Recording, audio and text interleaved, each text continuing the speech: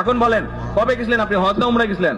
উমরাতে গেছি 16-তে, হজে গেছি 17-তে। উমরাতে গেছেন 16-তে, হজে গেছেন 17-তে। এখন আমাকে বলেন, আপনি তো উমরা হজ করে আসছেন, যে মাইকের সামনে দাঁড়ান, আপনি কাবা শরীফে গেছেন, কাবা শরীফের মালিক কে? আল্লাহ। জোরে বলেন। আল্লাহ। কাবা শরীফের মালিক কে? আল্লাহ।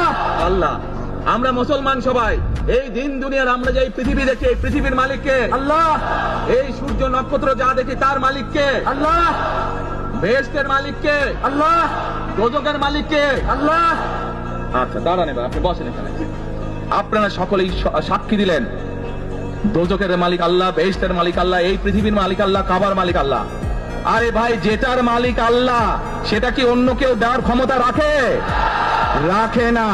তাহলে কি দাঁড়ালো? নির্বাচনের আগেই একটি দল এই দিব ওই দিব বলছে, টিকিট দিব বলছে না, যেটার মালিক মানুষ না।